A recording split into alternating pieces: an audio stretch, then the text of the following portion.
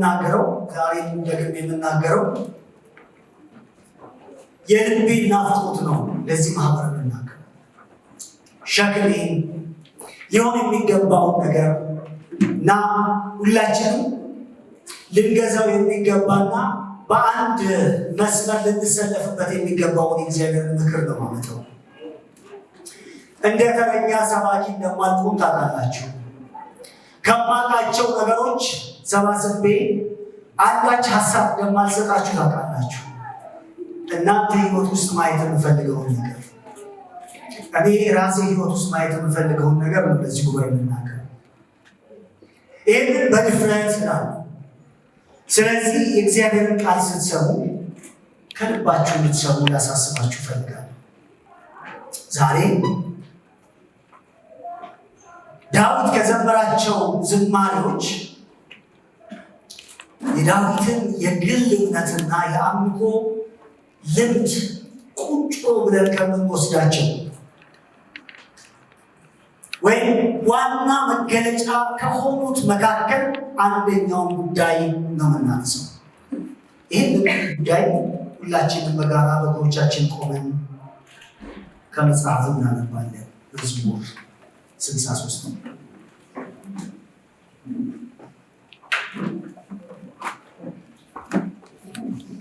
እና ክፍሉን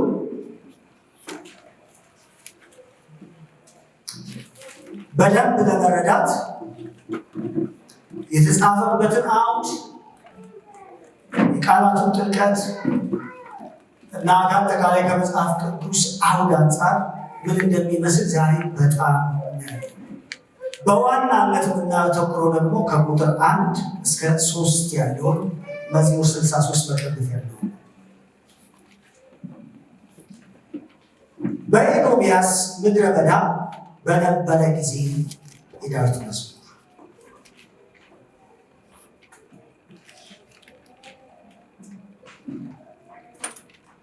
አምላኬ ወደ አንተ እገሰግሳለሁ። ነፍሴ አንተን ተጠማች፣ ሥጋዬም አንተን እንዴት ናፈቀች። እንጨትና ውሃ በሌለው ኃይልንና ክብርህን አይ ዘንድ እንዲሁ በመቅደስ ውስጥ ተመለከትኩ። ምሕረትህ ከሕይወት ይሻላልና ከንፈሮቼ ያመሰግኑሃል።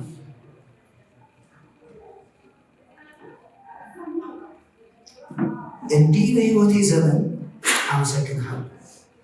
በአንተ ስም እጆቼን አነሳለሁ። ነፍሴ በቅቤና በስብ እንደሚጠግብ ትጠግባለች። ከንፈሮቼን ስምህን በደስታ ያመሰግናሉ። በመኝታዬም አስብሃለሁ፣ በማለዳ እናገርሃለሁ። ረዳቴ ሆነኸኛልና በክንፎችህም ጥላ ደስ ይለኛል። ነፍሴ በኋላ ተከተለች፣ እኔንም ቀኝህ ተቀበለች። እነርሱ ግን ነፍሴን ለከንቱ ፈለጓት፣ ወደ ምድር ጥልቅ ይገባሉ። ለሰይፍ እጅ አልፈው ይሰጣሉ፣ የቀበሮም እድል ፈንታ ይሆናሉ። ንጉሥ ግን በእግዚአብሔር ደስ ይለዋል፣ በእርሱም የሚምል ሁሉ ይከብራል። ሐሰትን የሚናገር አፍ ይዘጋልና። የእግዚአብሔርን ታማኝ ፍቅር ለማግኘት ምንን ለመተው ፍቃደኛ መሆን ትችላለህ? ወይም ምን አይነት ዋጋ ለመክፈል ዝግጁ ነህ? የማንን? የእግዚአብሔርን ታማኝ ፍቅር፣ ጽኑ ፍቅር ለማግኘት ምን ዋጋ ትከፍላለህ? አይገርማችሁም?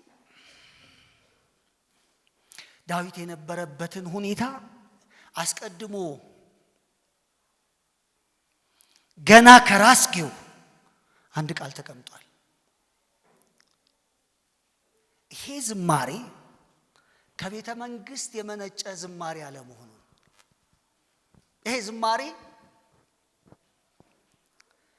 ለሰው ልጅ እጅግ ከሚያዝናኑ ቦታዎች ከቅንጡ መርከቦች ውድ ከሆኑ ደሴቶች ለመጎብኘት በጣም ከሚያጓጉ ስፍራ ላይ ሆኖ የተዘመረ ዝማሬ አይደለም። መዝሙሩ መልክዓ ምድራዊ ሁኔታውን እንኳን ስትመለከቱት በምድረ በዳ ያለ ይላል አይደል? በየት የይሁዳ ምድረ በዳ፣ ውሃ የሌለበት ምድረ በዳ፣ የኤዶም ምድረ በዳ፣ ለህይወት አስቸጋሪና አደገኛ የሆነ ቦታ፣ መኖር የማትችሉበት ስፍራ ላይ፣ ህይወት አደገኛ ሁኔታ ውስጥ የምትገባበት ስፍራ ላይ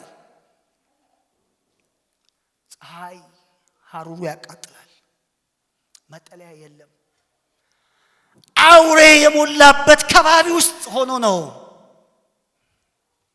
ይህንን ዝማሬ ዳዊት የሚዘምረው። አካላዊና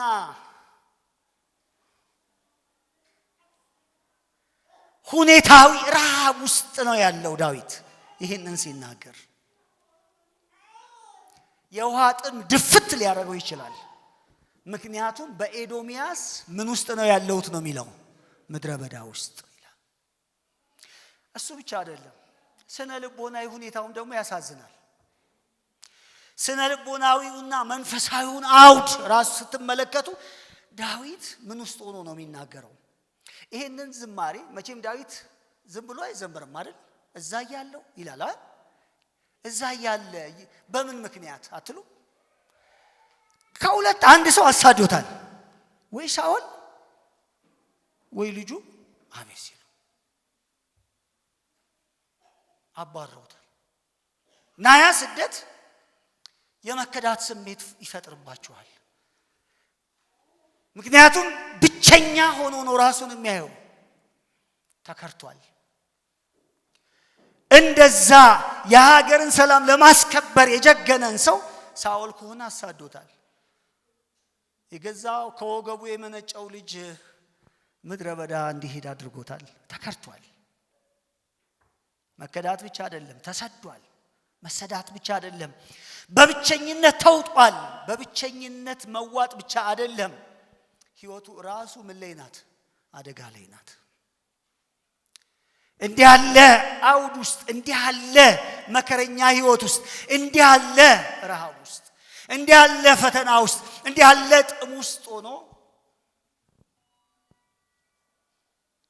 አንድ ነገር ያወዳደራል።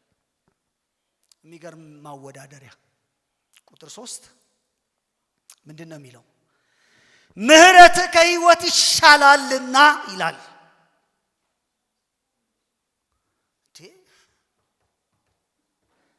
ምህረት ከህይወት ይሻላልና መልካም ነውና ምን ምህረትህ። ስለዚህ ከንፈሮቼ ምን ያደርጉሃል? ስለሚሻል ምህረት ስለሚሻል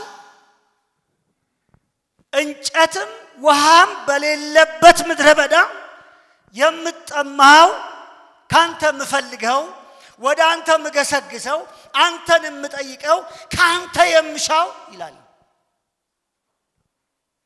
እንዲህ አይነት አስከፊ ስፍራ ላይ የተቀመጠ ሰው ምንድነው ከእግዚአብሔር ሊለምን ሊጸልይ ሊማለድ የሚፈልገው ነገር ምን ሊሆን ይችላል ብላችሁ ታስባላችሁ?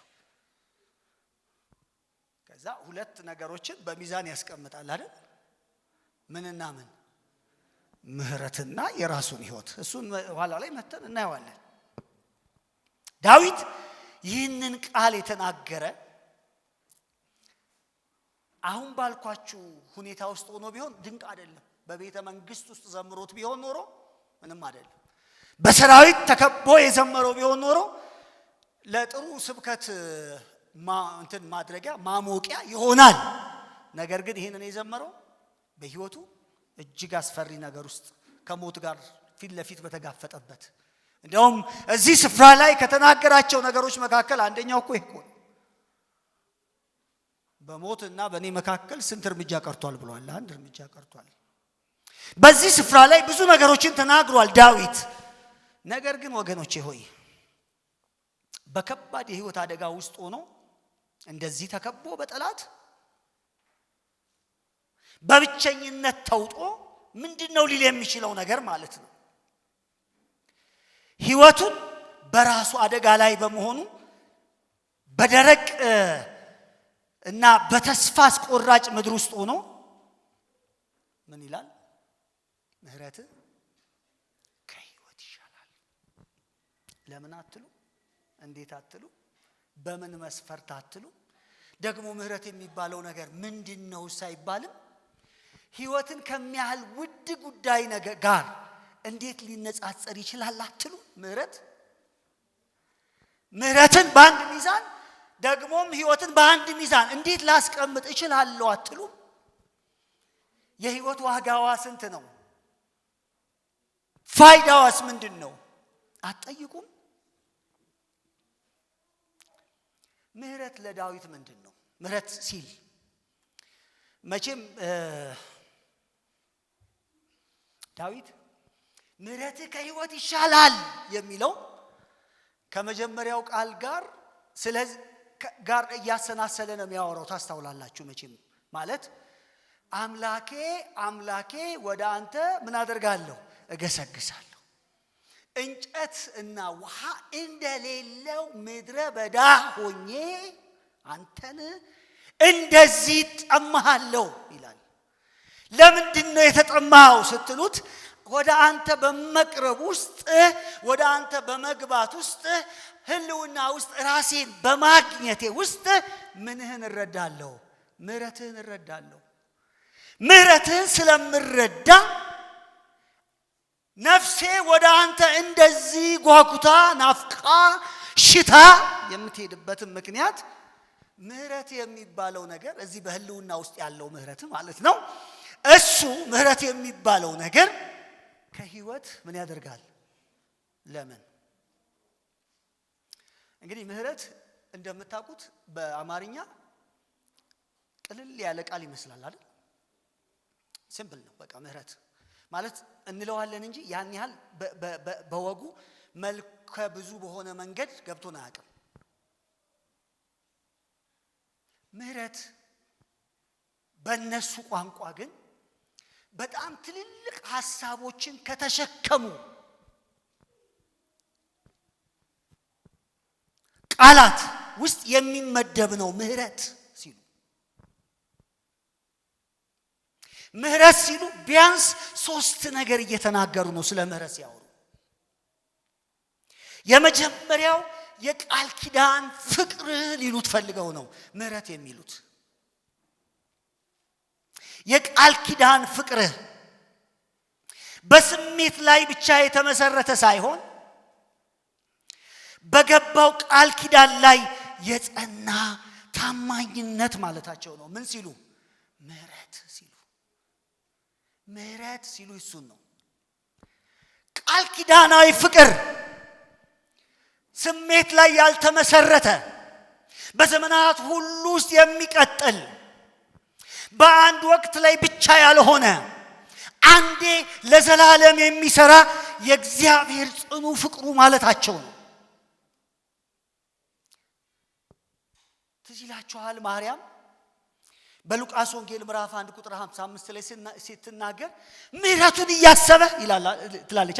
ለአብርሃም ለይስሐቅ ለያዕቆብ የተናገረውን ያንን ምህረቱን ያንን ጽኑ ቃል ኪዳኑን ያ የማይለወጠውን ሐሳቡን ጽኑ ፍቅሩን እያሰበ ጎብኝቶናል ይላል ትላለች። እነሱ ያሉበትን ሁኔታ ሳይሆን የሚያሳየው እግዚአብሔር ከነሱ ጋር ከአባቶቻቸው ጋር የማይለወጥ ሊለወጥ የማይችል ሁኔታ ሊያስቆመው የማይችል ጽኑ የሆነ በኪዳን የተገመደ ምን አለው? ፍቅር አለው እግዚአብሔር። ይሄንን ፍቅር ነው የሚያወዳድረው ዳዊት። ሌላ እነዚህ ሰዎች ምህረት ሲሉ ምን እያሉ ነው? የማይለወጥ ታማኝነት እያሉ ነው። ምህረት ሲሉ የእግዚአብሔር የማይለወጥ ምን ታማኝነት። ሁኔታዎች ቢለወጡ ሰዎች ቢክዱም የማይለወጥና የማያቋርጥ ታማኝነት ማለት ነው። ምን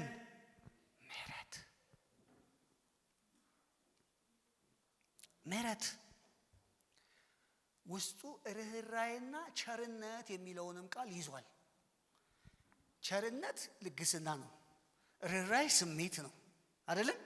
እና ከልብ የመነጨ ጥልቅ ርህራሄ እና መልካምነት ነው። ይህንን ለመረዳት ይህንን የእግዚአብሔር የቃል ኪዳን ፍቅር ምንድነው የሚለውን ነገር ለማወቅ በዛ ሲቹዌሽን፣ ከባድ ሲቹዌሽን፣ መከራ በሞላበት ሲቹዌሽን፣ ስደት ባለበት ሲቹዌሽን፣ እንባ ባለበት ሲቹዌሽን፣ ረሃብ ባለበት ሲቹዌሽን፣ ጥም ባለበት ሲቹዌሽን እኔ መረዳት የምፈልገው ግን ምንህን ነው? ይሄ ጽኑ ፍቅርህን ነው፣ የቃል ኪዳን ፍቅርህን ነው መረዳት የምፈልገው ይላል። መረዳት የምፈልገው አምላኬ ወደ አንተ እገሰግሳለሁ። ለምን? ይሄንን ፍቅር ለማወቅ። ይሄ ፍቅር እኮ ከህይወት ይበልጣል ይላል። ከህይወት ይበልጣል ወይም መልካም ነው። መልካም ነው ሲለው ምን ማለቱ መሰላችሁ? ይሄ ቃል ዘፍጥረት 1 ላይ ነው የሚወስዳችሁ። ዘፍጥረት 1 ላይ እግዚአብሔር የሰራው ነገር ሁሉ መልካም እንደሆነ አይደል የሚለው? ዳዊት የተጠቀመው እሱን ነው። የአንተ ፍቅር ማለት እያለ ነው ጥልቅ የሆነን እርካታን የሚሰጥ ፍጹምና የተሟላ ነው። ያንተ ምን ፍቅር ማለት ሰማይን ምድርን ስትሰራት እንደነበረው ሙሉነት ህይወትን ሙሉ ያደርጋል ያንተ ፍቅር ማለት ይላል።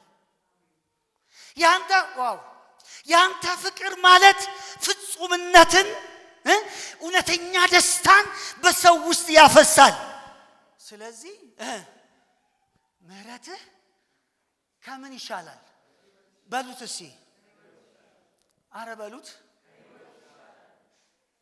ያንተ በቃል ኪዳን ላይ የተመሰረተ ታማኝነት፣ የማይለወጥ ፍቅር ከሁሉም ነገር በላይ እርካታን የሚሰጥ ፍጹምና ከምንም ጋር የማይወዳደር ነው ያንተ ፍቅር ማለት ይላል ዳዊት።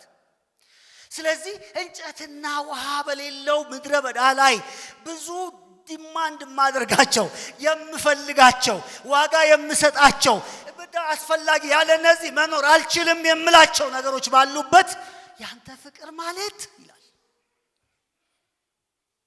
ከህይወት ይበልጣል፣ ከህይወት ይልቅ መልካም ነው ይላል።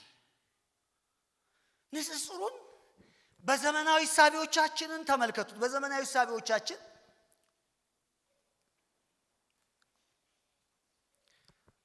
ብዙዎቻችሁ የምታውቁት አንድ የፍልስፍና አስተሳሰብ አለ። በዚህ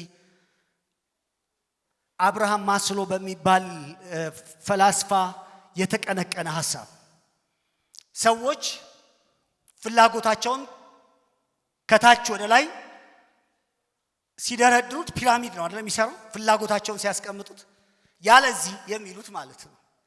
የመጀመሪያው ከታች ወደ ላይ ብናነብ መሰረቱ ሰው መጀመሪያ የሚፈልገው ነገር በፍላጎቱ ምንድን ነው? ምግብ፣ ውሃ አይደለም? መጠለያ፣ ጤና። እነዚህ ነገሮች በቅድሚያ ይሰጣቸዋል፣ ዋጋ ይሰጣቸዋል። ሰርቫይቫል አብዛኛው የዓለማችን ህዝብ ያለው እዛ ጋ ነው። ሰርቫይቭ ለማድረግ ነው፣ መኖር ነው፣ ለመኖር ትግል ማድረግ ነው። መትረፍ የሚባለው ነገር ዋና ጉዳይ ነው። ስትኖር ነው ሁሉም ነገር። አስታውሳለሁ አንድ ሰባተኛ በነበርን ጊዜ አንድ ሊለምኑ የሚመጡ ሰው አሉ።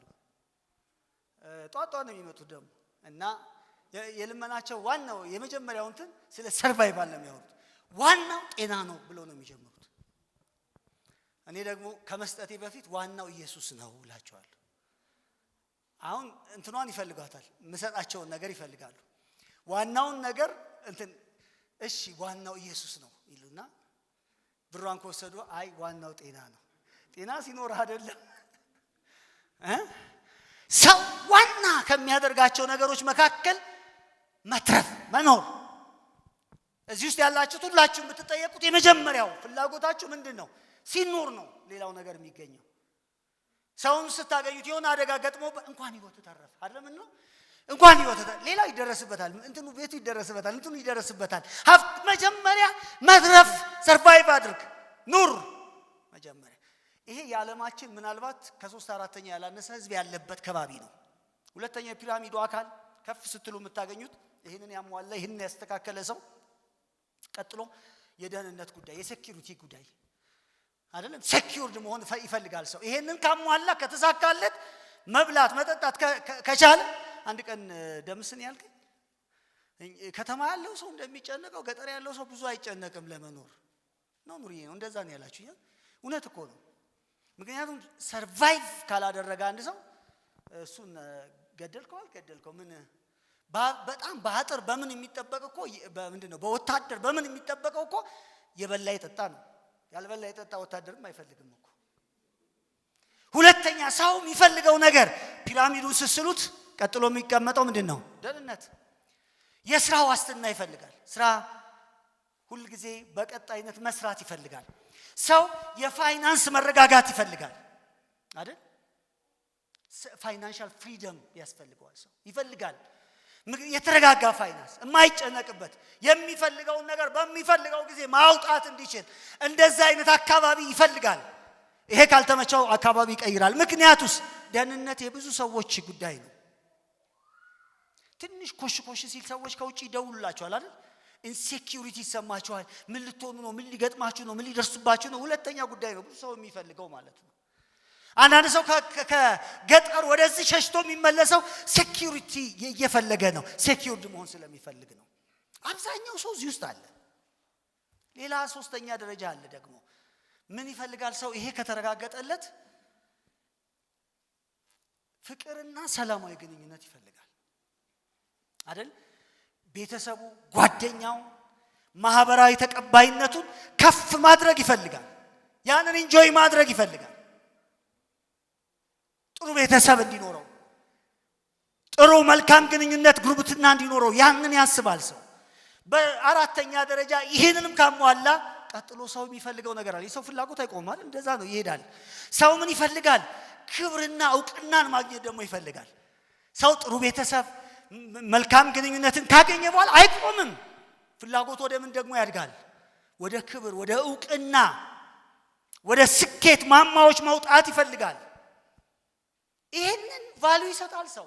ለዚህ ዋጋ ይሰጣል፣ ዋጋ ይከፍላል፣ ይሰራል፣ ይለፋል፣ ይደክማል። ለዚህ ከመሰረታዊ ፍላጎቱ ተነስቶ እነዚህ ነገሮች ሁሉ የሰው ድካም፣ የሰው ጥረት፣ የሰው እንትኖች ናቸው። ከዛ ጫፍ ላይ ሲደርስ ወደ ሰልፍ አክቹዋላይዜሽን ይመጣል አይደል? ራስን ማወቅ ወደሚል ይመጣል ሰው። ራስን መቻል፣ የማንም ጥገኛ ለመሆን በራስ መኖር መቻል። የዛን ጊዜ እግዚአብሔር ራሱ ያን ያህል አስፈላጊነቱ አይታያቸውም። አሁን አውሮፓውያን እንደደረሱት ማለት ነው። እግዚአብሔር የአስፈላጊነቱ ይቀንሳል። ምክንያቱም ለዚህ ነው ታዳጊ ሀገሮች ውስጥ ነው ሁሉም አብዛኛው የታዳጊ ሀገር ውስጥ ያሉ ሰዎች እግዚአብሔር ለምን ይፈልጋሉ? በመሰረታዊ ፍላጎት ውስጥ ስላሉ። ጤና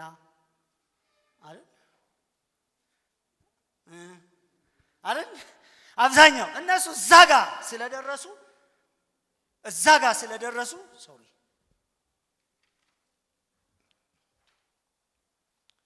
ምንድነው ጉዳዩ? እዛ ጋር ስለደረሱ ያን ያህል ምክንያቱም እዛ ጋር የፍላጎታቸው ጫፍ ላይ ደርሰዋል። የግል አቅም ሙሉ በሙሉ መጠቀም ወደሚል ይደርሳሉ ማለት ነው። እንዲህ አይነት አስተሳሰብ በዳዊት እይታ ውስጥ ተመልከቱት። ዳዊት ጋር ስትመጡ ምንድን ነው የሚለን? ይሄ ዓለም ያስቀመጠችው ፒራሚድ ነው። ይሄ ዓለም ያስቀመጠችው እሴት ነው። ይሄ ዓለም ያስቀመጠችው በየዕለቱ የምንሞትለት፣ የምንጋደልለት፣ የምንኖርለት፣ የምንሰራቸው ተግባሮች ናቸው። ዳዊት ጋር ስትመጡ ግን ይሄንን ስርዓት ነው የሚያዛባው። ዳዊት ስርዓት ያዛባል። ምክንያቱም ምንድነው የሚለው ለዳዊት የእግዚአብሔር ፍቅር ከፒራሚዱ አንድ ጫፍ ተነስቶ አንድ ደረጃ ተነስቶ መላው ፒራሚዱን ራሱን አንድ ነገር ያደርገዋል። እርሱም መሰረቱንም መካከሉንም አንድ ያደርገዋል። ምንም ነገር የለው። ምህረት ከህይወት ይሻላል በሚል ቃል ሰርቫይቫሉንም ይነካል። እንደገና ላይ ያለውንም ጫፍ ላይ የተቀመጠውንም ነገር ደግሞ ይነካል። ከዝናም ከእውቀትም ምናምን ይላል። ደግሞም ራስን ከመሆን ራስን ከማወቅ የማንም ጥገኛ ካለ መሆንም ውስጥ ያወጣል። ዳዊት ራሱ ያወጣና ምንድነው የሚለው ከህይወት ይሻላል ይለናል። ጌታ ይመስገን። ስለዚህ እነዚህ ነገሮች ሁሉ ከእግዚአብሔር ጽኑ ፍቅር በታች ያደርጋቸዋል። በታች እኔ መኖር የማልችለው አንድ ነገር ባይኖር ነው ይላል ዳዊት። ህይወት ባይኖር እንኳን እኔ መኖር እችላለሁ። የእግዚአብሔር ህልውና ከሌለ ግን እኔ መኖር አልችልም ይላል። የዚህን ያህል ዋጋ ይሰጠዋል ማለት ነው። ጌታ ይመስገን። አሜን። ህይወት ሲል ሰርቫይቫሏን እኮ ነው እያወራ ያለው ዳዊት። መኖር የሚባለው ነገር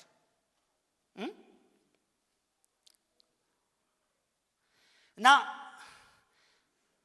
በምድረ በዳ ውስጥ በሆነም እንኳን እያለ ነው ዳዊት ያንተ ታማኝ ፍቅርን ማወቅና መለማመድ እፈልጋለሁ።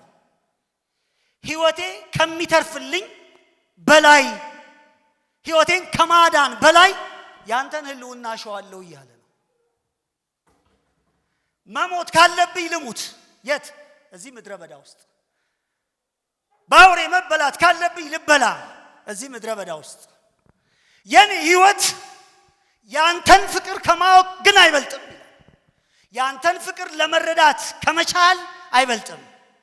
ስለዚህ የኔ የመጨረሻ እሴት ብለው ይላል ዳዊት፣ የመጨረሻ እሴት፣ የመጨረሻ ዋጋ የምሰጠው፣ የመጨረሻ ትልቅ ቦታ የምሰጠው ነገር ቢኖር ምንድነው? ጽኑ ፍቅርህን ነው። ፍቅርህን ነው። አንድ የቤተ ክርስቲያን ሞጋች አቃቢ እምነት እንደዚህ ይላል።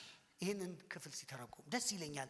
እኔ ከልቤ ይሄንን ቃል ብቻ ይዛችሁልኝ ብትሄዱ ደስ ይለኛል። እሱ ያለውን በንባብ ነው የምነግራችሁ ደግሜ።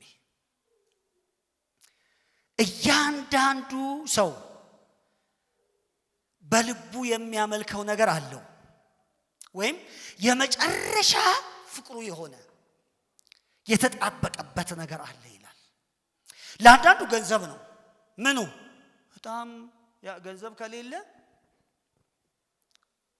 ታውቃላችሁ ጸባዩ ይቀየራል።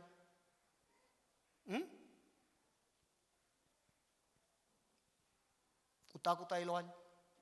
ንዴት ይላል። አሰሪዎቹ ከሰራተኞቹ ጋር መግባባት አይችልም።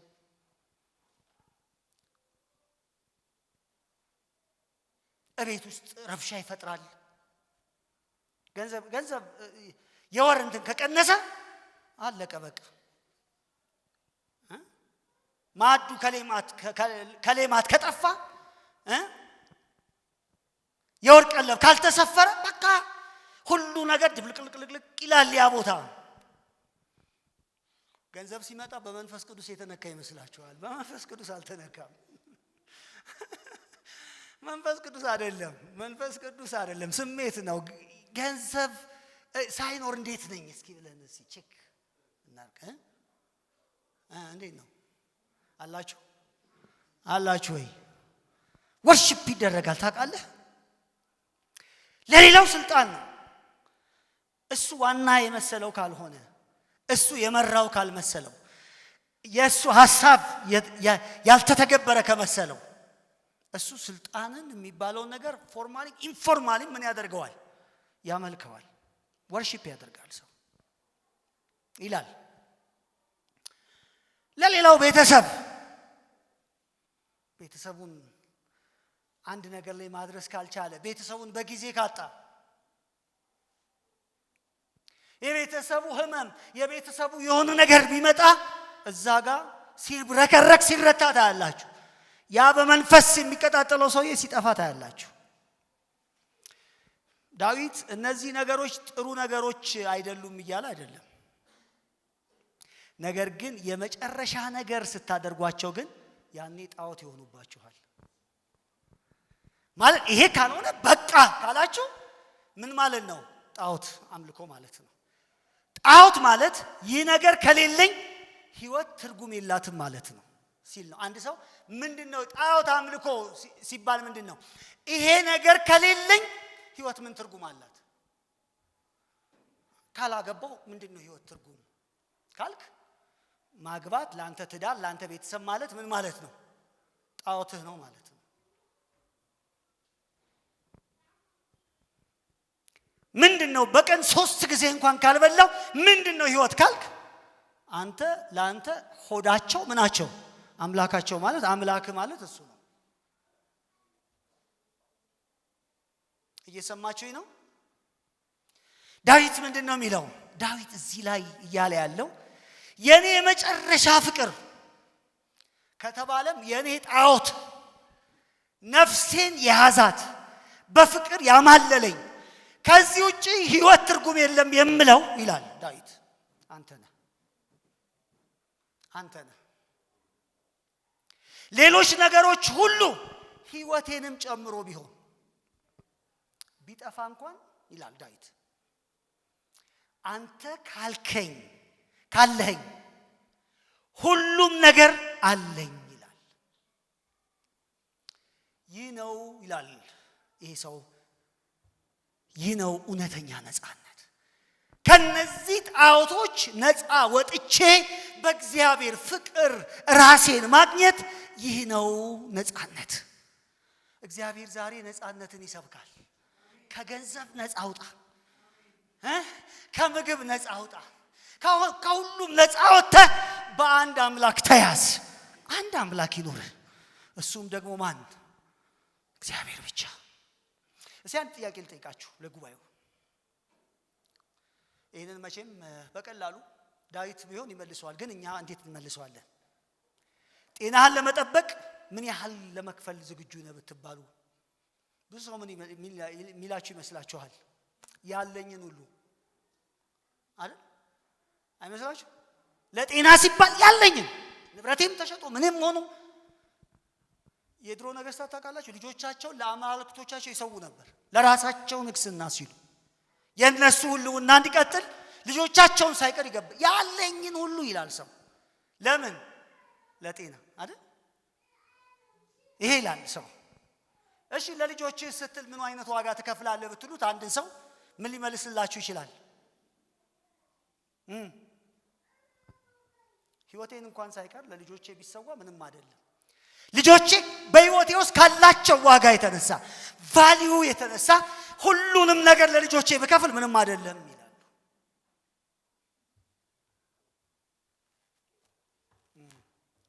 እግዚአብሔር ዛሬ እዚህ ቤት ሌዊ ይፈልጋል። የእግዚአብሔር ወገን የሆነ ሰው የገዛ ልጆቼን ያላለ ይላል ሌዊ። ስለ ሌዊ ሲናገር ልጆቼን ያላለ፣ እናቴን ያላለ፣ አባቴን ያላለ፣ ዘመዴን ያላለ እሱ ነው ለእግዚአብሔር ካህን መሆን ያለበት። እግዚአብሔር የሚጠላውን አብሮ መጥላት የጀመረ፣ እግዚአብሔር የሚወደውን አብሮ መውደድ የጀመረ እሱ ነው። በእግዚአብሔር ጽኑ ፍቅር የሞተ የተቀጣጠለ እሱ ነው ሌዊ እንዳለው። ዳዊትን ግን ጠይቁት እንደዚህ ብላችሁ የእግዚአብሔርን ታማኝ ፍቅር ለማግኘት ምን ለመተው ፈቃደኛ ነህ ብትሉት ዳዊት እንደዚህ ይላችኋል። ዳዊት መልሱ ህይወቴን ራሷን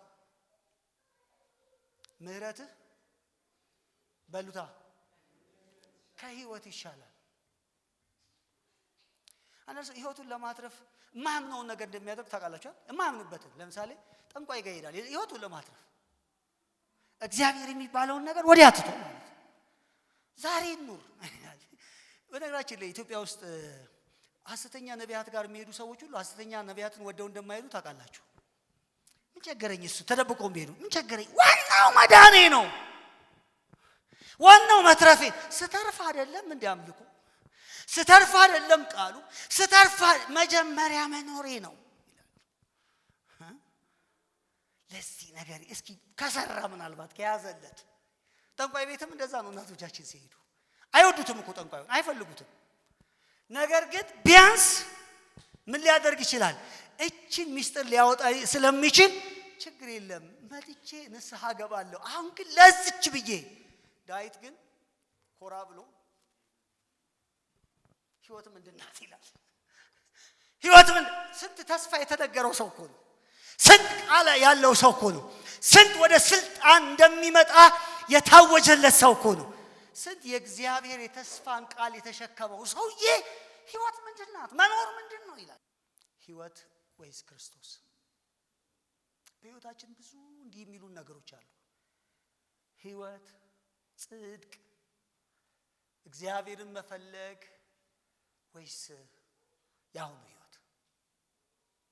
የሉባችሁም አሉን እኮ ጀስ በጣም አስፍተን የምንፈልጋቸው ያለዚህ የምንላቸው ምንጋደልላቸው፣ ምናዝንባቸው፣ ምናኮርፍባቸው፣ ምንጣላባቸው ቫልዩ ያደረግናቸው ብዙ ጉዳዮች የሉንም በህይወታችን ውስጥ። እስቲ እነሱን አንዱን በአንዱ ሚዛን ሌላውን በአንድ ሚዛን አስቀምጡ። የእግዚአብሔርን ጽኑ ፍቅር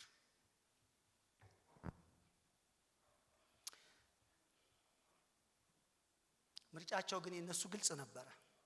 ህይወት ወይስ ክርስቶስ ሲባሉ እነርሱ በደስታ መለሱ።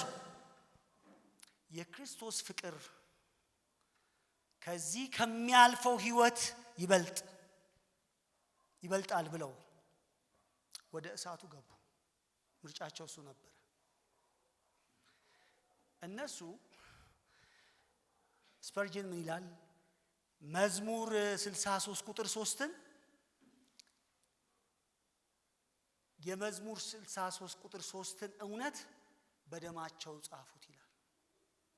በቃል አይደለም፣ እንደኔ በስብከት አይደለም፣ በመርሃ ግብር አይደለም፣ በመዝሙር አይደለም፣ በደማቸው። የእግዚአብሔር ክብር ይበልጣል፣ እግዚአብሔር ፍቅር ይበልጣል፣ እግዚአብሔር መገኘት ይበልጣል፣ ወደ እግዚአብሔር መቅረብ ይበልጣል ብለው የዚህን ዓለም ፒራሚድ ሁሉ ናዱት።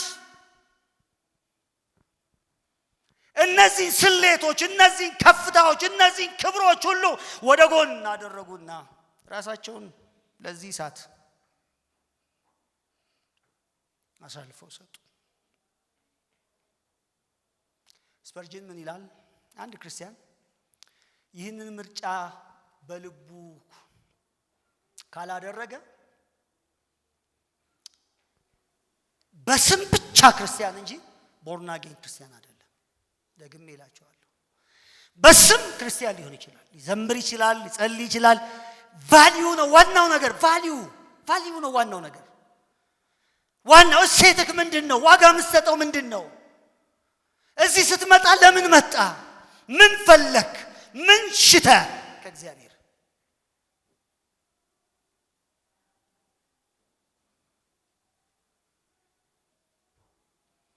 እንዲህ ብለን እንጨርስ ወገኖቼ ሆይ ሐሳባችን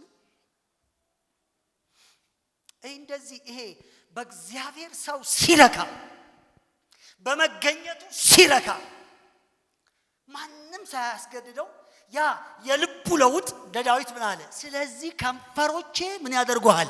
ያመሰግኑሃል። አያችሁ፣ ምስጋና ወርሺፕ የምንለው ስፖንታኒየስ ነው የምንለው ለዛ ነው። ቅጽበታዊ ነው፣ ስርዓታዊ አይደለም። ከውጭ ወደ ውስጥ የሚገባ ሳይሆን ከውስጥ የሚፈነቅል ነው።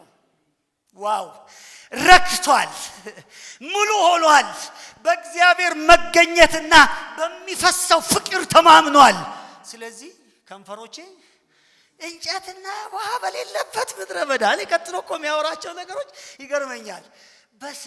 በቅቤና በስብ እንደሚጠግብ ይላል እኮ እዛ ሰው በቅቤና በስብ በቤተ መንግስት ይጠግባሉ፣ እሱ በህልውናው ይጠግባል። እሱ ሌላ ዓለም ውስጥ ነው ያለው። በቅቤና በስብ እንደሚጠግብ እንዲሁ እኔ ባንተ ደሰታለሁ። ቀጥሎ ያሉት ቁጥሮች እንደሱ አለ የሚሉት እኔ ባንተ ደሰታለሁ። ቤተ መንግስት ሳይኖር ቅቤ እንደበላ ጌታ ይባረክ። በቃ ሁሉ ነገር እንደተሟላለት እንደደላው ሰው። አረ እናንብበው ይሄንን ነገር እናንተዬ። ይሄ ሰው ምን ውስጥ አይታችኋል? ውሃ የለው የሚጠጣው፣ የተገፋ ነው፣ በሰውኛ መከረኛ ህይወት ነው፣ ምድረ በዳ ላይ ነው ያለው። ጠግቤ ያለው ይላል። ቁጥር 5 ምንድን ነው የሚለው? ላንብበው። ነፍሴ በቅቤና በስብ እንደሚጠግብ ትጠግባለች ይላል። ከንፈሮቼ ስምህን በደስታ ምን ያደርጋሉ? ያመሰግናሉ። ፍቅርህ ስለገባኝ፣ ፍቅርህ ስለፈሰሰ በነፍሴ፣ ፍቅርህን ስለተረዳሁት፣ ፍቅርህ ከብርም ከወርቅም በለጠብኝ። ፍቅርህ ህይወቴን ገዛው። ፍቅርህ አኗኗሬን ገራው። ፍቅርህ መብል ሆነኝ። ፍቅርህ እንደ በቃ ምንድነው? እንዴት አስቡት። ሰው በቃ ድል ያለ ድግስ ተደግሶ አይደለም ጮማ በሚቆረጥበት ሰው ሁሉ ዋው በሚልበት ዓለም ውስጥ እሱ ያለው እኮ የት ነው? ኤዶም ምድረ በዳ ውስጥ ሆኖ በቅቤና በስብ ይላል እሱ እንደሚረካ ሰው ይላል። ሳገኝ ልቤን ደስ አለው ይላል። ምን ላይ የት ሆኖ? ምድረ በዳ ላይ ሆኖ በቅቤና በስብ ይላል እንደሚረካ ሰው ሳገኝ ልቤን ደስ አለው።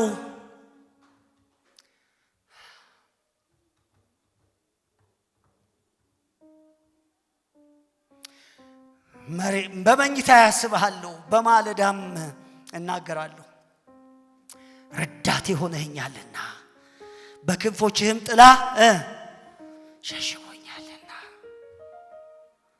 ስለዚህ ምሕረትህ ከህይወት ይሻላል፣ ከመኖር ይሻላል። መኖር ይቅርብኝ፣ ህልውና አንስጠኝ። ዛሬ ጨክነን እንጸልይ እንደዚህ። መኖር ይቅርብኝ፣ ዝና ይቅርብኝ፣ ብር ይቅርብኝ፣ ምንም ይቅርብኝ፣ ህልውና አንስጠኝ። እሱ ይበልጥብኛል። በህልውና ውስጥ ሆኜ አንተን ማወቅ፣ በህልውና ውስጥ ሆኜ መረዳት፣ ፍቅርህን፣ ጽኑ ፍቅርህን፣ ማይለወጥ ፍቅርህን፣ የቃል ኪዳን ፍቅርህን መረዳት እሱ ይበልጥብኛል። ይሄንን ካላለ በቃ እውነተኛ ክርስቲያን አይደለም ይላል ስፐርጅን። እንደዛ ያምናል። በቃ እውነተኛ አይደለም። ራሱን በልብስ ከለካ ጌታዊ ቅድማ አንዱ ያው መቼም የቲክቶክ ሰለባነን ዘመን አንዷ እግዚአብሔርን መልካምነት ለማስረዳት እዚሁ ምድራዊ ምሳሌ ትጠቀማለች። አንዱ እንትን አድርጎ ምንድነው ደመና መጣና ጌታ ሆይ ይሄ ደመና ካልቆመ ብሎ ጸልይ እና ደመናው እንትን አላለለትም፣ አልቆመለትም። ዝናብ እንደውም ዘነበ። ሰውየው እግዚአብሔርን ካደ። ከዛ ያ ደመና የዘነበበትን ምክንያት ደግሞ ለአንዱ ሰው የሆነ ወቅት ላይ ሲያገኘው መሰከረለት። አንተ በጥይት እንዳትመታ ነው ምናምን አይነት ጨዋታ ማለት ነው ብሎ እንደገና ንስሐ ገባ።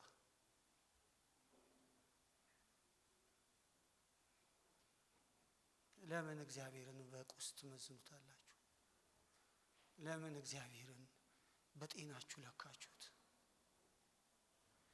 ለምን እግዚአብሔርን መውለድ ባልቻለው ማህፀናችሁ ለካችሁት? ወገኖቼ ለምን እግዚአብሔርን በወር ደሞዛችሁ ለካችሁት? ለምን እንለካዋለን? እግዚአብሔር ራሱ እግዚአብሔር ቅቤና ስብ አይደል እንዴ? ተንበርክካችሁ አትረኩበት? ከቃሉ እየጠጣችሁ ወተት እንደሚጋት ሕፃን በደስታ ከቃሉ አትጠግቡም እንዴ? ለምን ሌላ ነገር ከእርሱ ፈለጋችሁ? ለምን ለዚህ ፋሊዩ ሰጣችሁ? ለምን ትልቅ መሰላችሁ? የዚህ ዓለም ጉዳይ የዓለምን ፒራሚድ ዛሬ ለምን አናፈራርሰው? ለምን ህልውናው አይበልጥብንም? ለምን መዝሙር ብቻ ሆኖ እኛ ህይወት ውስጥ ይቀራል? ለምን የሆነ ልምምድ ብቻ ሆኖ ይቀራል? የተፈተነ በደም የተፈረመበት በፈተና ያሸነፈ ማንነት ለምን አልሆነልንም?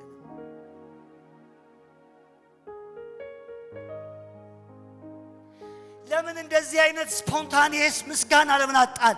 ከልብ የፈለቀ ያሸነፈ ሁኔታን የዘለለ ምስጋና ለምን አጣን? መዝሙሮቻችን ሁሉ መብልና መጠጥ ለምን ሆኑ? ለምን ቁሳዊ ሆኑ? ስለዚህ ይላል ዳዊት፣ ነፍሴ በኋላ ተከተለች፣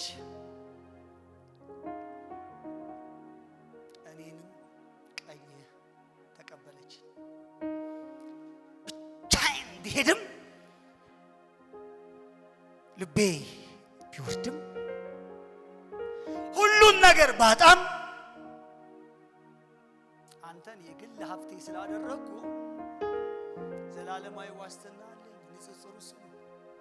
ህይወት ምንድን ነው? መጽሐፍ ቅዱስ ህይወት ይህቺ ህይወታችሁ ምንድን ናት ይላል አይደል? ዛሬ ታይቶ ነገ እንደሚጠፋ አይደል? በኋላ እንደሚጠፋ ምን እንፋሎት የሆነን ነገር ለሷ ብላችሁ ምን ዋጋ ትከፍላላችሁ? ለሷ ብላችሁ ለምን ስህተት ውስጥ ትገባላችሁ? ለሷ ብላችሁ ለኃጢአት ልምምድ በር ለምን ትከፍታላችሁ? ምንድናት ይላል እግዚአብሔር ቃል። ምንድናት?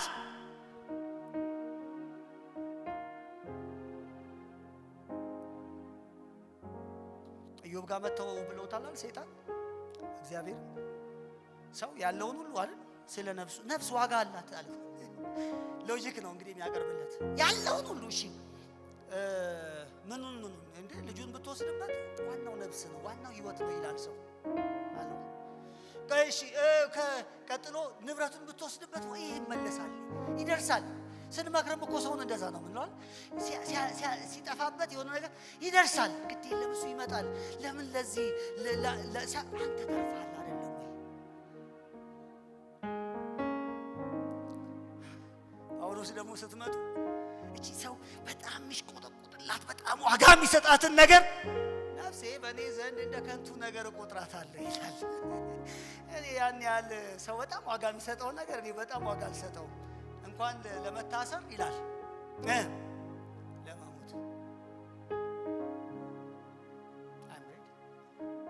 ዝግጁ ለምን በእኔ ዘንድ አትከብርም? በእኔ ዘንድ ክቡር የሆነ ነገር ሌላ አለ። በእኔ ዘንድ ዋጋ የምሰጠው ነገር ሌላ አለ። በጣም በጣም በጣም በጣም በነፍሴ ውስጥ ጮማ ሲያደርግ ሰው ብሎ ምራቁን እያንጠባጠበ እያንዘባዘበ እንደሚበላው እኔ እግዚአብሔር ክብር ነው እንደሱ ማየት የምፈልገው እሱን ነው። ደስ እያለኝ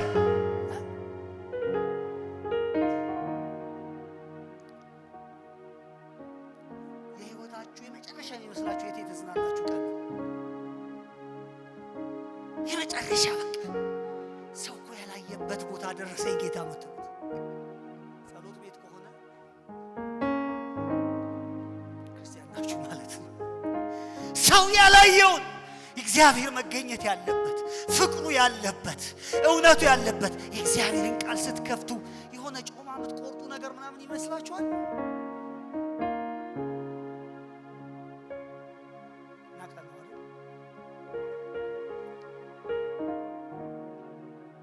የሰው ፍልስፍና በለጠብን።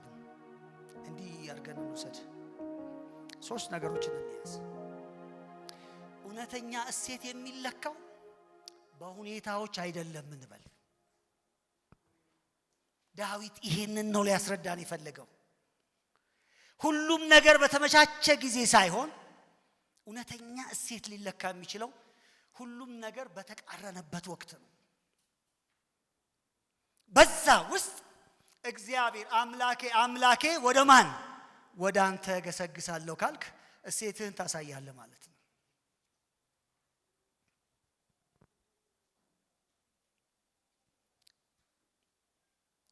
ሁሉ ነገር ውሸት ነው። የእግዚአብሔር ፍቅር ግን የመጨረሻ እውነት ነው። ምክንያቱም ህይወት ብትሉ፣ ጤና ብትሉ፣ ሀብትም ብትሉ እነዚህ ነገሮች ሁሉ ይክዳሉ። አይክዱም?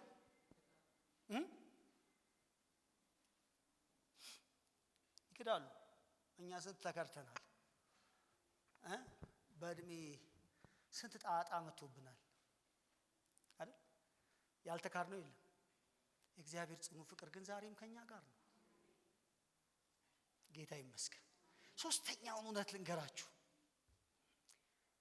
እውነተኛ አምልኮ የሚመነጨው ከየት ነው? ከጥልቅ እርካታ ነው። ሰው በእግዚአብሔር ሲረካ ብቻ ነው እውነተኛ አምልኮ ለእግዚአብሔር ማቅረብ የሚችለው። በእግዚአብሔር ያረካ ሰው እያመለከ አይደለም። እየዘመረ ሊሆን ይችላል፣ እየሰበከ ሊሆን ይችላል፣ የሆነ መንፈሳዊ ነገሮችን እያመለከ ነው የሚባለው ሰው መቼ ነው? በእግዚአብሔር የረካ እለት ብቻ ነው። እቺን ነገር ተናግሬ ሐሳቤን ልቋጭ።